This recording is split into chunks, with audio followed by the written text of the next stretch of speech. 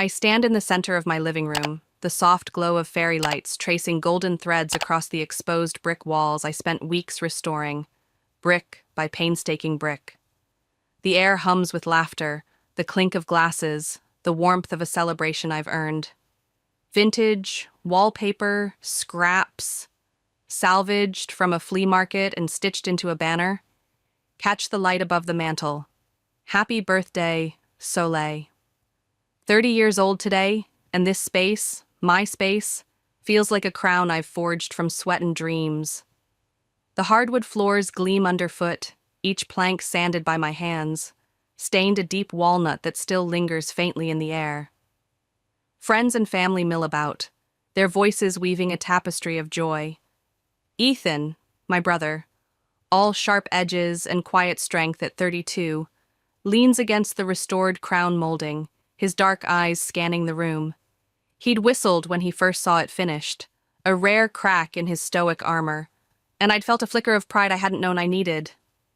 James and Evelyn, my parents, hover near the kitchen island, their silver hair catching the light, their smiles practiced but warm. 58 and 56, they carry the weight of years I have only begun to understand. The cake sits untouched on the counter, its unlit candle a silent promise. I smooth my dress, a simple black shift that feels like armor tonight, and breathe in the moment. 4 years of backbreaking work transformed this crumbling shell into my dream home. Every nail, every brushstroke, a piece of me. I'm about to call for a toast when a sharp knock slices through the chatter, precise as a blade. The room stills. I cross to the door, my heels clicking against the floor I'd refinished until my fingers bled. An attendant stands there, his crisp uniform starched to rigidity, a silver envelope gleaming in his gloved hands. "Miss Malone?" His voice is clipped, professional, a stranger's intrusion into my world. "This requires your immediate attention." My pulse quickens as I take it, the paper heavy, expensive, the bow delicate under my trembling fingers. I untie it, the ribbon whispering against my skin, and unfold the document inside. The bold letterhead hits like a fist. Notice to vacate. 21 days. They're giving me 21 days to leave my home. The room spins, fairy lights blurring into streaks of gold. I look up, every eye locked on me. Ethan's champagne glass frozen midair. James and Evelyn exchanging glances I can't read, don't want to read. The silence spreads like poison, thick and choking. "What is this?" My voice comes out strangled, a jagged thing I barely recognize. Harper steps forward, her designer heels clicking against my floors, her 28-year-old poise as cold as the silk of her voice. "Now, Soleil, let's discuss this rationally." She adjusts her sleek blonde hair, a predator in couture. "The market's incredibly hot right now. It'd be foolish not to capitalize on such an opportunity." Capitalize? The word tastes bitter, ash on my tongue. This is my home. I've put 4 years of my life into this place. "The apartment remains in James and Evelyn's names," Harper continues, her tone smooth, patronizing, like she's explaining colors to a child. "The financial potential is too significant to ignore." Memories crash through me. Harper's knowing smirks at Thanksgiving, Ethan's awkward pauses, Evelyn's evasions when I pressed about the deed. I turn to my parents, my voice cracking. "You knew! You've known this was coming." Evelyn wrings her hands, her eyes darting to the floor. James clears his throat, his baritone steady. "It's just business, honey. Nothing personal." Nothing personal. The receipts stacked in my office upstairs, the permits I fought for, the thousands of hours shaping this space. Nothing personal. My hands clench, crumpling the notice. Tears burn behind my eyes, but I won't let them fall. Not here, not in front of them. I retreat, my steps heavy as I climb to my study, my sanctuary. Blueprints plaster the walls, sketches of every beam and corner I've rebuilt. The city lights twinkle beyond the window, indifferent, unchanging. What do I do next? The question hangs like smoke, choking but clarifying. Because deep down, I know. This isn't just about an apartment anymore. It's about betrayal, about family bonds twisted into knives.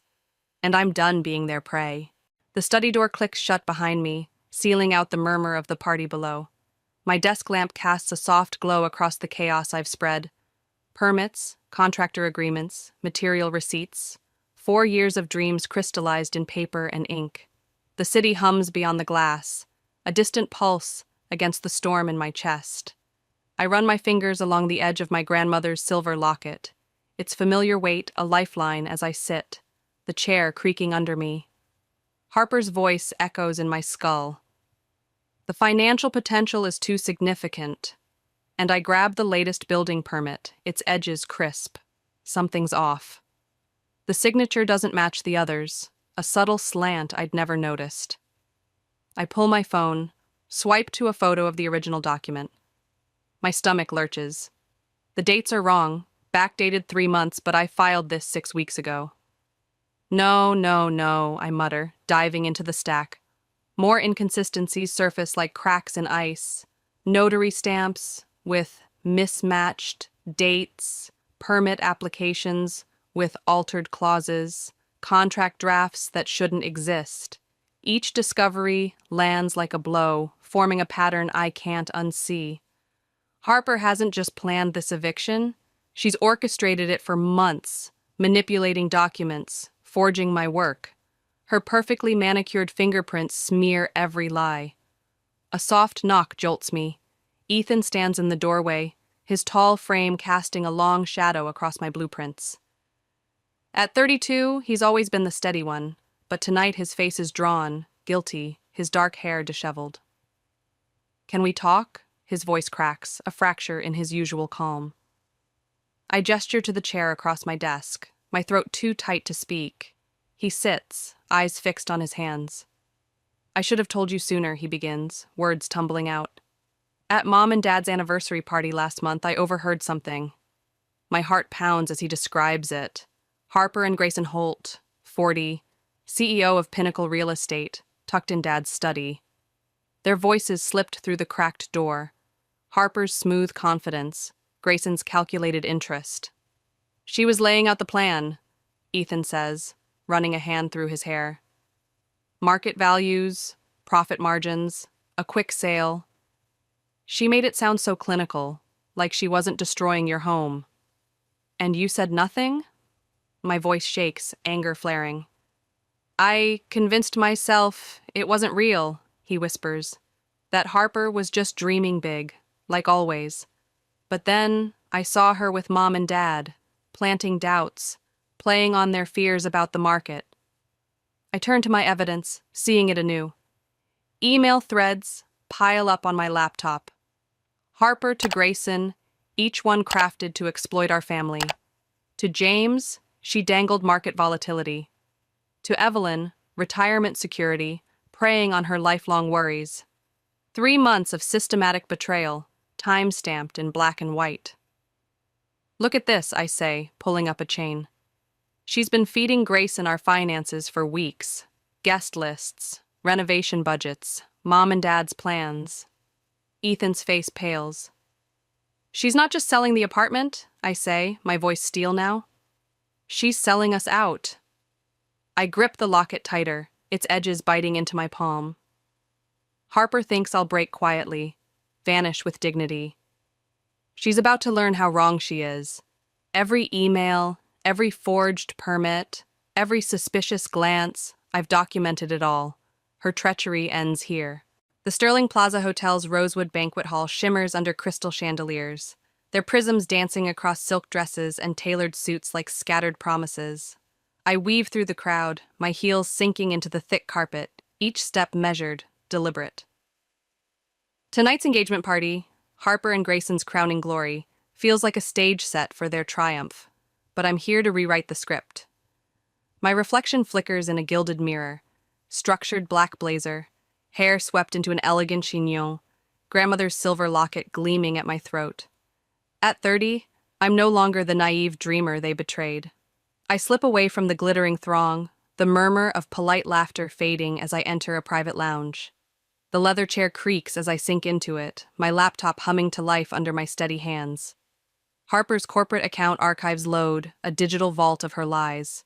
My breath catches as I open a series of emails. Timestamps, misaligned, permit numbers sequential when they should be random. Every falsified document is a knife in my back, but also a weapon in my arsenal. Got you, I whisper, my voice a thread of steel in the quiet. A notification pings. Harper's live stream from the main hall.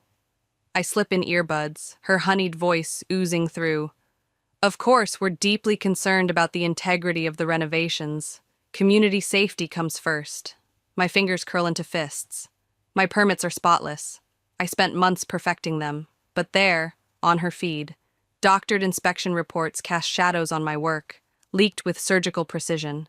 Then, a recording stops my heart. Harper's crisp tone. The property values are about to skyrocket, Grayson. Once we force the sale, the returns will be astronomical. Grayson chuckles. Your cousin won't know what hit her. I signal Lily with 3 quick taps on my phone. Showtime. The projector screen descends silently behind Harper, mid-speech, her charm dripping like venom. Grayson and I are so blessed to have such wonderful family and friends, she says, oblivious. My original permits flash onto the screen, dated and notarized, followed by her forged versions, stark, damning differences. Murmurs ripple through the crowd. Harper's champagne glass trembles, catching the light like a warning flare. I think, I say, stepping onto the stage, my voice cutting through the hush, we should discuss the real estate deal you've been orchestrating. Each heel click punctuates my words. Specifically, how you forged documents to steal my home. Harper's lips part, shock fracturing her poise. Soleil, this is hardly the time, she stammers. Actually, it's exactly the time, I counter, playing the recording. Her voice fills the hall, cold and clear, plotting my ruin. Investors shift, silk rustling. Margaret Lynn, 62, leans forward, her sharp eyes narrowing. 2 developers exchange worried glances. The truth spreads, unstoppable, like wine across white carpet. This is absurd! Harper sputters, her composure cracking. Soleil's unstable, jealous of my success, my relationship with Grayson. I gesture to the screen, evidence scrolling relentlessly. The documents speak for themselves. Ethan rises, tablet in hand, his voice steady. I can verify these. I have the original emails right here. Harper's mask slips, just for a second, revealing the panic beneath. She's losing them, and she knows it. Crestwood Manor's dining room reeks of old money. Crystal stemware glints under the chandelier. White tablecloths gleam pristine against the dark hardwood. I sit across from Harper, her practiced smile a thin veneer over the tension coiling beneath. The main course arrives, steaming plates of roast lamb, but I wait, my fork untouched. At 30, I've learned timing is everything. Ethan, 32, sits to my left, his jaw tight. James and Evelyn, my parents, chat lightly with Uncle Richard, 60, and Aunt Clara, 57, their voices a hollow hum. I stand, my chair scraping the floor, the sound sharp enough to silence the room. I have something to share, I say, my voice carrying, steady despite the pounding in my chest. Harper's fork pauses halfway to her lips, her 28-year-old elegance faltering. I have copies of every email you've sent about my property, I continue, including the ones where you discuss falsifying inspection reports with Grayson. The silence is absolute, a held breath. Harper's knuckles whiten around her fork, her smile frozen. M. Soleil, darling, you're making a scene, she says, her tone icy. Perhaps we should discuss this privately. Like, you discussed my eviction privately? I pull out my phone, clicking play. Her voice spills out. The property values are about to skyrocket. Her face drains of color, the mask slipping fully now. That's enough! She snaps, her voice a whip crack. You're clearly unstable. No, Ethan says, standing behind me, his napkin crumpled in his fist. She's not unstable. I heard you, Harper, in your office with Grayson. I heard everything. His 32 years of silence break open, guilt giving way to resolve. Lily rises next, 29 and fierce, her eyes blazing. I have copies of the original permits, every inspection report, she says. Would you like me to show everyone the difference between Soleil's work and your creative edits? The room shifts, a current of whispers, the rustle of napkins as Richard leans forward, his gruff voice cutting through. This manipulation ends now. Clara, usually reserved, nods, her soft tone firm. We should have seen it sooner. Harper's gaze darts, allies peeling away like paint from a cracked wall. I feel it in my bones, the moment truth outweighs lies. Later in my study, I spread the evidence under the desk lamp's glow, blueprints, emails, recordings. Daniel Pierce's business card sits on the desk, its crisp white a promise of justice at 45. Harper thinks she can still spin this, but she's underestimating me, underestimating us. The locket warms against my palm as I breathe, steadying myself for the next move. The town hall buzzes with raw energy, metal folding chairs creak under residents, reporters clutch notepads, camera phones point like accusing fingers. I connect my laptop to the projector with a soft click, the blank screen behind me a canvas for truth. At 30, I've faced worse than this crowd, but my heart thunders as I adjust my blazer. Harper sits in the third row, her designer suit stark against the utilitarian space, her 28-year-old confidence fraying. Grayson, 40, beside her, shifts, his smooth facade cracking. Thank you all for coming, I say, my voice steady carrying across the room. I'm here to share information about the Highland Avenue development deal. I pull up the first document, my original permits, then the recording. The screen flickers, goes black. Murmurs ripple, a cough echoes. Sweat trickles down my spine as I click frantically, willing it back. Technical difficulties? Harper's voice drips with fake sympathy. Perhaps we should move on. I straighten, meeting her gaze. We're going to see this through, every last second of it. The screen flares to life, Harper's voice spilling out. Once we force the sale, the profits will be astronomical. The room stills, her smugness evaporating. Rachel Evans, 38, types furiously in the front row, her journalist's instincts alight. Thomas Wade, 50, the community board president, leans forward, his nod subtle but firm. The truth doesn't need perfect timing, I say, clicking through emails, forged permits, Grayson's name in every thread. It just needs to be heard. Harper's hands clench, her rebuttal lost in the crowd's shifting tide. Allies gather, Rachel's pen, Thomas's quiet authority, and I feel the ground firm beneath me. Harper's web is unraveling, thread by thread, and I'm just getting started. The Hudson Convention Center's marble floors gleam under harsh fluorescent lights, reflecting a restless crowd buzzing with uncertainty. I grip the podium's polished wood, my knuckles white against the grain, the weight of 30 years steadying me as I face them. Faces I have known my whole life, now twisted with doubt. Harper stands at the back, her designer heels planted firmly, a megaphone raised like a weapon at 28.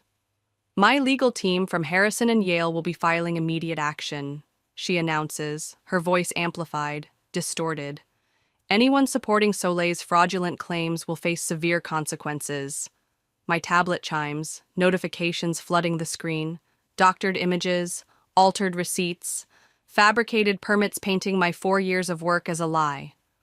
Harper's PR team moves fast, their smears spreading across social media like wildfire. She gestures to a screen behind her, manipulated video clips looping, renovation updates twisted to fit her narrative. The evidence clearly shows systematic fraud, she declares, her tone echoing with false conviction. Years of financial mismanagement and permit violations. Whispers ripple, doubt creeping in. But I work faster. Speaking of fraud, I say into the microphone, my voice cutting through the din, steady despite the thunder in my chest. Let's talk about evidence. I tap my tablet, and the massive display flickers to life. An email from Harper to Grayson appears, timestamp clear. Once we force the sale, the profit margins will be astronomical. Soleil's too naive to fight back. Murmurs swell, Harper's megaphone wavering. I swipe again. My original permit. Then her forged version. Signatures identical. Pixel for pixel. Forgery software leaves traces, cousin, I say, my gaze locking on hers. The crowd shifts closer, a journalist's laptop glowing in the front row as Rachel Evans, 38, types furiously. Ethan catches my eye from the audience, 32 and resolute, nodding faintly. Investors lean forward, their faces hardening as I methodically unveil the truth. Emails, contracts, every lie Harper spun. This is absurd, she snaps, her voice cracking. Those documents are clearly... I cut her off, pulling my grandmother's locket from beneath my blazer, clicking it open to reveal a tiny USB drive. Time-stamped and notarized, I finish, plugging it in. Harper's voice fills the room from the recording. Once we get rid of her, the property's ours.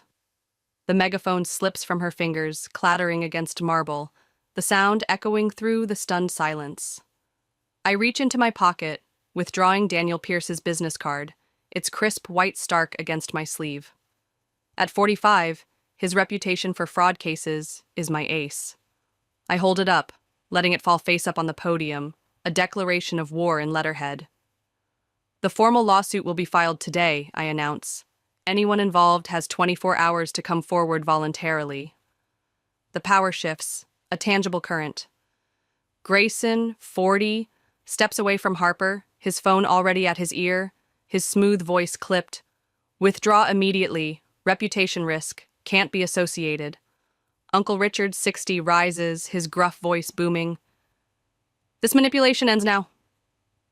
Aunt Clara, 57, adds her quiet denouncement. We should have stopped her sooner. Harper's world crumbles. Her PR team hesitates. Investors pull out phones. Family members cluster in urgent debate. I keep my eyes on her, watching the void widen around her, her face drained of color as her allies scatter. She's alone now, and I've only begun. Morning light streams through my living room's expansive windows, casting long shadows across the restored hardwood floors, each plank a story of reclamation. I pause in the center, my fingers trailing the smooth grain I sanded and stained over countless weekends. The scent of walnut, still a faint memory. The soft glow catches the brass handles of my grandmother's antique sideboard, now proudly displayed against the exposed brick wall I rebuilt, brick by brick. My reflection fragments in its polished surface. A woman transformed at 30, standing taller, eyes bright with hard-won wisdom. I adjust a framed photo on the wall, a snapshot from that night at the Hudson Convention Center. Harper's engagement party turned reckoning. Crystal chandeliers cast fractured light across shocked faces as I stood at the podium, evidence in hand. The memory stings, but the pain has softened into strength. Ethan appears in the doorway, 32 and quieter now, holding out a steaming mug. Coffee's ready, he says, his voice a gentle tether to the present. I take it, the rich aroma grounding me, and he nods at the photo. Sometimes I still can't believe how it played out. Neither can I reply, my tone soft but firm. But every step led us here. The doorbell chimes, and I open it to my guests, those who stood by me when the world tilted. Lily, 29, sweeps in first, her embrace fierce as ever. Jordan, 31, follows, his shoulders tight with the weight of his own betrayal at work, a mirror to my past. Others filter in, friends, family like Richard and Clara, allies who chose truth over Harper's lies. We gather in the dining area, laughter and honest conversation replacing the hollow pleasantries of before.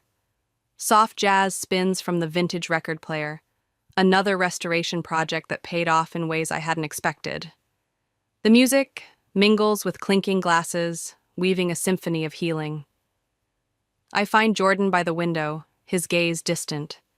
"How are you holding up?" I ask, recognizing the shadow of betrayal in his eyes. "Some days are harder than others," he admits, his fingers tapping nervously against his glass. "The legal team says we have a strong case, but you're worried about the cost," I finish, nodding.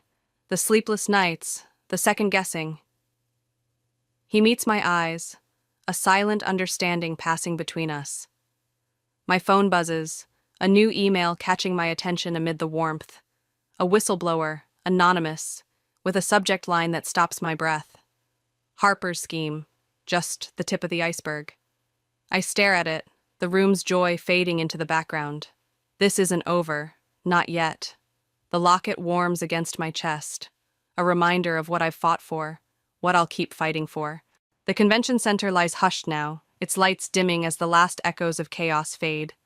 I stand alone, my heels silent on the marble, my hands moving mechanically as I gather evidence files, permits, receipts, recordings, each a piece of my life I've defended with sheer will. At 30, I've turned betrayal into triumph, but the quiet feels heavy, pregnant with meaning. I settle into a corner chair, the cold metal grounding me, and let the magnitude sink in. My reflection in the darkened window shows someone changed. Harder, perhaps, but unbroken. A new email glows on my tablet, the whistleblower's words searing into my thoughts. Harper's scheme, just the tip of the iceberg. My mind races, tracing the threads. Grayson's empire, shell companies, a network of real estate fraud stretching across the city like a spider's web. This isn't just about my apartment anymore. It's bigger, darker, a corruption that could shake the market to its core. I close the tablet, my fingers lingering on its edge, resolve hardening in my chest. The city lights pulse beyond the glass, a challenge I can't ignore. Harper thought she'd break me. Grayson thought he'd outmaneuver me, but they underestimated the woman I've become. Brilliant, fierce, unstoppable.